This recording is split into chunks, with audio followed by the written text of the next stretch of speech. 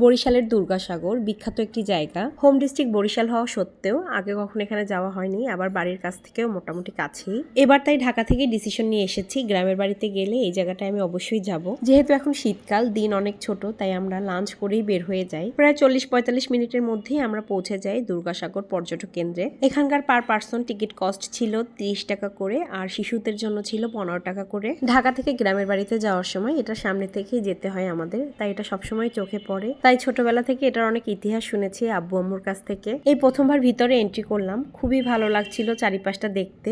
দিঘিটা আসলেই অনেক বড়, অনেক স্পেস নিয়ে, খুবই ইন্টারেস্টিং একটা জিনিস। এটা একটা দিঘি, বাট নাম দেওয়া হয়েছে সাগর। 1800 শতকে জমিদার দুর্গা নারায়ণ এটা খনন করেছিল, তার নাম অনুসারেই নাম করা হয়েছে দুর্গাসাগর। দিঘিটাকে ঘিরে চারপাশে হাঁটার জন্য রাস্তা বানানো, আর সেখানে হাঁটতে হাঁটতে একটা মিনি জু উপভোগ করা যাবে। হরিণগুলো আমাদেরকে দেখে আমাদের কাছে চলে এসেছিল, অনেকগুলো হরিণ ছিল এখানে। তারপর আবার হাঁটছিলাম, হাঁটতে হাঁটতে আবার চোখে পড়লো সুন্দর খরগোশ কতগুলো। খরগোশ আমার এমনি খুব পছন্দ। আর ছিল ইমু পাখি, এই কয়টা প্রাণী ছিল, বেশি প্রাণী ছিল না। আমার কাকা আগেও গিয়েছে নাকি এখানে, সে বললো এই জুটা নাকি আগে ছিল না, এটা নাকি বর্তমানে অ্যাড করেছে।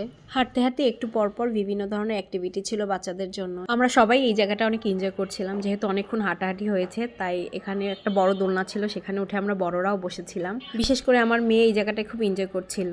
তারপর আবার হাঁটতে হাঁটতে সামনে যাই, সামনে গিয়ে দেখলাম আরো অনেক ধরনের অ্যাক্টিভিটি আছে, সেগুলোতে আবার আমার ছোট ভাই উঠে উঠে খেলছিল। সে ইদানিং আবার নিজেকে শিশুর কাতারের বাইরে ভাবে যে সে বড় হয়ে গিয়েছে, এখন আর এগুলোতে ওঠা যাবে না, তাই একটু সংকোচবোধ করছিল। আমার মেয়েকে এই রাইডটা থেকে নামানোই যাচ্ছিল না, তার এত ভালো লেগেছিল এই রাইডটা। পরে জোর করে নামিয়ে তারপর একটু সামনে যাচ্ছিলাম। আবার দিঘিটা যেহেতু অনেক বড়, এটার চারপাশটা ঘুরে আসতে অনেক সময়ের একটা ব্যাপার, তার জন্য একটু পরপরই বসার একটু ব্যবস্থা ছিল। আমরা সম্পূর্ণ ঘুরতেও পারিনি, আমরা শুধু দিঘিটার 4 ভাগের 1 ভাগই ঘুরেছি, বাকিটা সম্ভব হয়নি। যেহেতু মাগরিবের আজান তাড়াতাড়ি দিয়ে দেয়, তাই মাগরিবের আজানের পরই এটা বন্ধ হয়ে যায়, তাই তাড়াতাড়ি ব্যাক করে চলে আসতে হয়েছে। এই জায়গাটা খুব ভালো লাগছিল, তাই আমরা অনেকটা সময় এখানে দাঁড়িয়েছিলাম। আমার মেয়েকে কোল থেকে নামানোই যাচ্ছিল না, এখানে এসে তাও একটু নেমেছিল।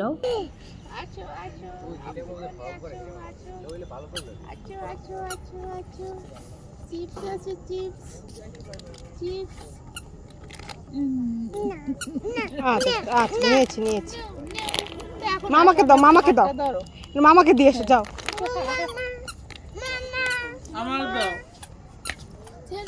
হ্যাঁ ছেড়ো। ব্যাক করার পথে আমাদের চোখে এই রাইডটা পড়ে, এই রাইডটা উঠে আমরা সবচেয়ে বেশি আনন্দ করি। আমরা সবাই খুব এনজয় করছিলাম এই রাইডটাতে। দিঘির চারিপাশে আসলে এত কিছু আছে যে হাঁটতে হাঁটতে সময় কেটে যায়।